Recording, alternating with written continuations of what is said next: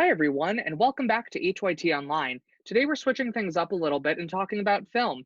This year, HYT was involved in the 44th Cleveland International Film Festival. We were a community partner on the film in Bessa, and today we have the director Mo Scarpelli joining us today. Mo is an Italian American director and cinematographer for nonfiction cinema. Thank you so much for joining us today, Mo. Hi, ciao. I wanted to jump right in and talk about your film. For those of you at home, Ambessa is about a boy caught between the ancient and the new who navigates modernization on his own terms. By becoming a lion, Ambessa, he can fight back against the forces outside of his control. So, Mo, first things first, how did you get the idea for this film? What was your inspiration? Sure. I've been working in Ethiopia on different projects, independent film projects, for about 8 years before I met Asalith, the kid in the film. And I was actually really interested in a society. Ethiopia is a society that has a history of being very resistant to outside forces. So if somebody from Europe or anywhere comes in and says, do this, they've been like, no thanks, we do it our way and we like it. And so I've always seen this kind of pride within the culture, about doing things their own way. And then I flew into the country in 2015 and I crossed over this huge condominium complex that looked very strange to me because it was not something I usually would see in Ethiopia. Things are usually much more homegrown and like kind of more specific to Ethiopian culture.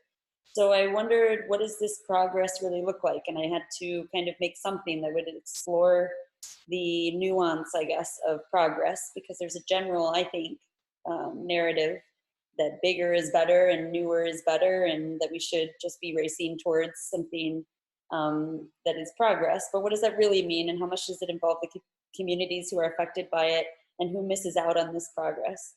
So then as I was looking to make a kind of essay film about this with many characters, I ended up meeting a little boy who came out of nowhere and started making noises at me and my friend when we were walking around this condo. And we thought he was so weird and so inventive, and he would answer questions with silly things like, where do you live? We'd say, and he'd say, oh, I'm like a bird, I fly into the night. And I realized that this kid, once I found out he'd actually been displaced by this big condo that everyone was saying was the solution for progress. Once I found that out, I realized, wow, this kid's really putting a new spin on his life. You know, he's not a victim to this displacement. Instead, he uses the condo for his own good in some ways, and he puts a spin on his own life that involves kind of a fantastical element. So I wanted to learn more about that, and that's what the film became. Wow. So there's a whole history of culture behind this. Now, if you don't mind, I want to take a second to show the trailer for the film. All Sure, go right, ahead. guys, check it out.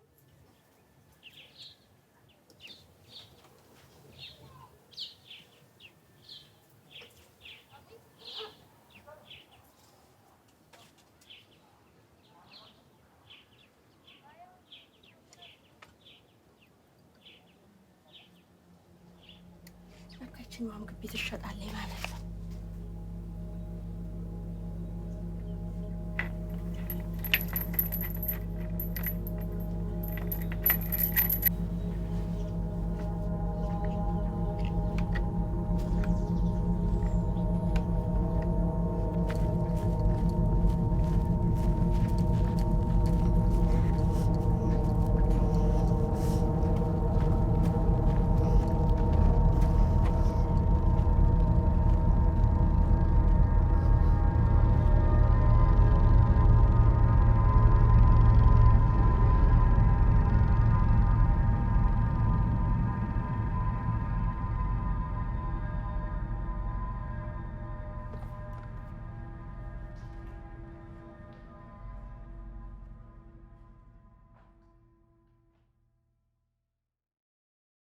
That looked awesome. So I wanted to talk about the development process for the film a little bit.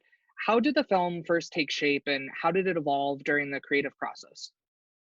Yeah, so I thought I would make a film that would use kind of Asalif would be a little connector between, because he's so curious and he went everywhere, in the condo, outside the condo, as you can see in the film. So I thought that he would kind of be a connector of other people with different stories. But then I realized that his story was compelling enough. He was being threatened by this kind of force, even though the condo, like I said, could be a good thing for him. He felt this kind of these forces kind of modernization and of oh, you should grow up, you know, the forces that every kid feels when they start to grow up. Oh my gosh, I have to take responsibility, that kind of thing.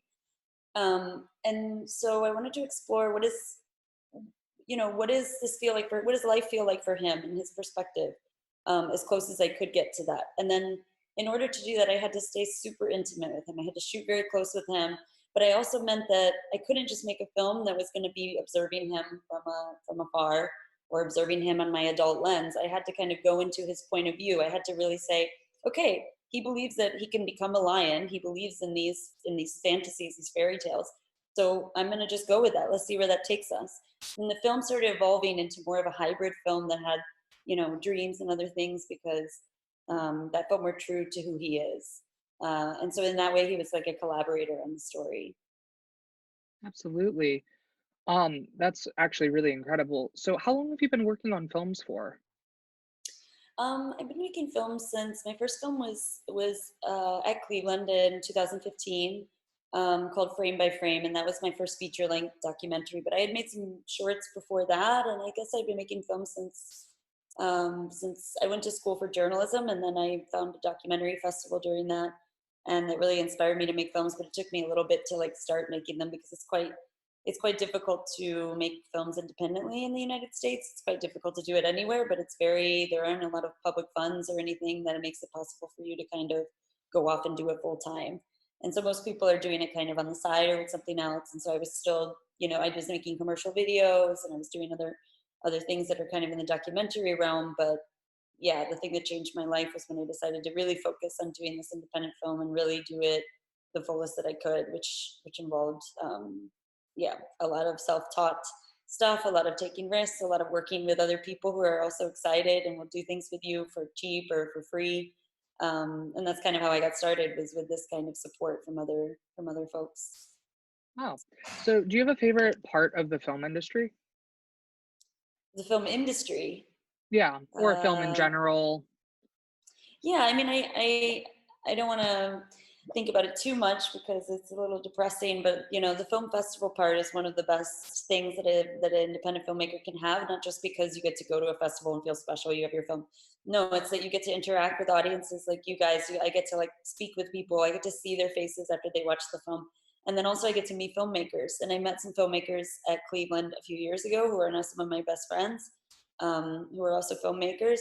Uh, and so that's maybe one of my favorite things, is being able to connect with other directors. And when you do that within documentary or narrative, you find that there's people who stretch your point of view. There's people though who share this weird thing that you have where you want to go off and spend years making a thing and become obsessed with it. And that's really special. So that's probably my favorite thing, is connecting with other artists and being able to kind of challenge each other in the way that we're doing things.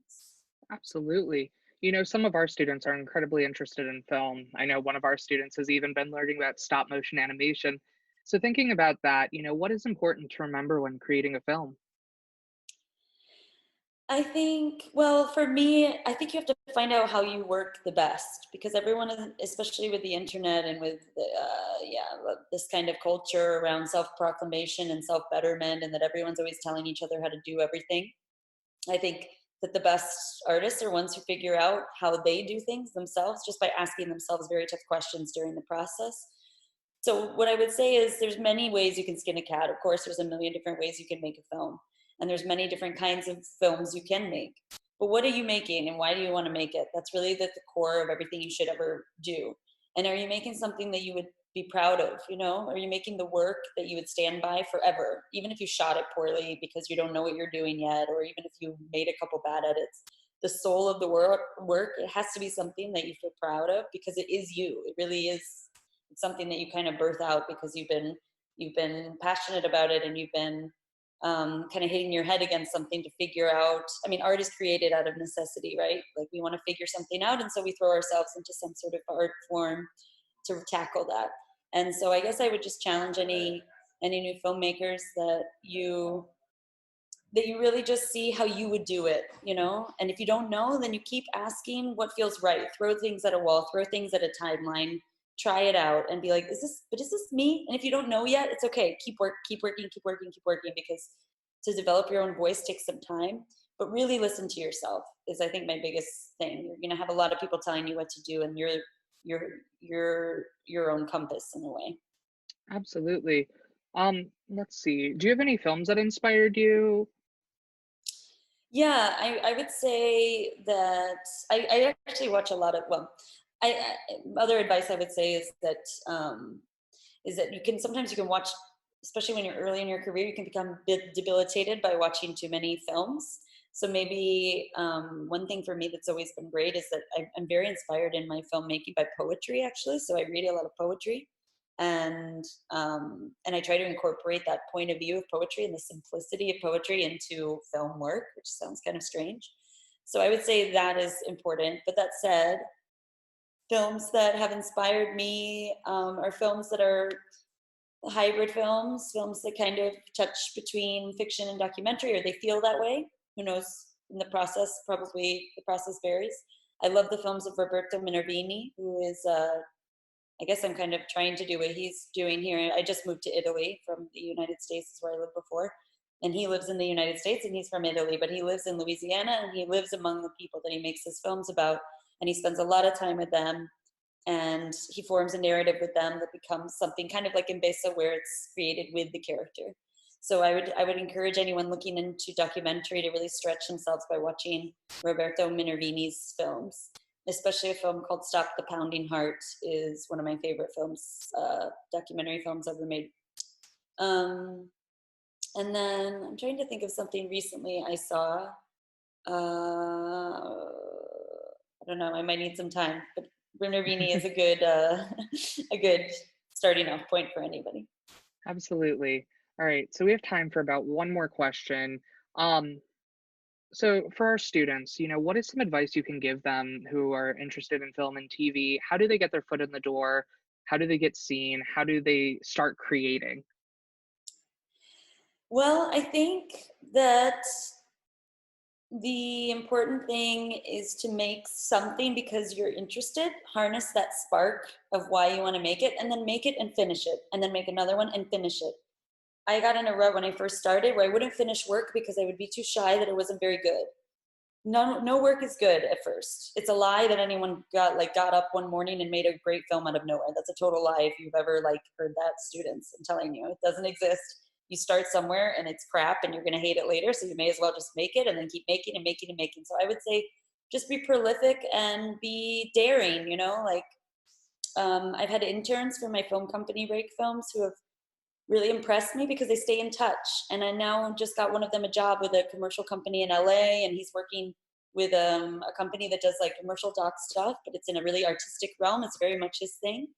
And he's a shy guy, but he stayed in touch with me. And if you come across mentors or people who want to help you and they say, send me an email if you need anything, take them up on it. Don't be shy. Send them the work, even if you're embarrassed by it, to be like, listen, I'm working on this. I'm excited.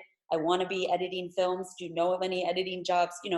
Just try to find people that you trust, that you really admire, and then ask them for favors and they'll help you, because that's just the way that, well, for the most part in documentary, directors work. I mean, they're pretty humble people in general. So if you're working in documentary or you want to, ask for help, and I'm sure that someone's going to help you out. And I can include myself in that. So as you go to make films and you have any questions about those, or you just need some help because you want to try to find your first job or an internship, then send me an email. My email is mo@rakefilms.com. You can find me on the internet if you don't remember that. But we're here to help. I think it's important that we all help each other get a leg up and get started in making independent film. Absolutely. Well, unfortunately, that is all the time we have today. But thank you, Mo, so much for joining us today. This was incredibly beneficial. And thank you for having us be a community partner for the film. To all of our HYT families, please keep taking this time to learn and create. Check back soon for more videos. New videos are rolling out weekly. Thank you, guys. Thank you.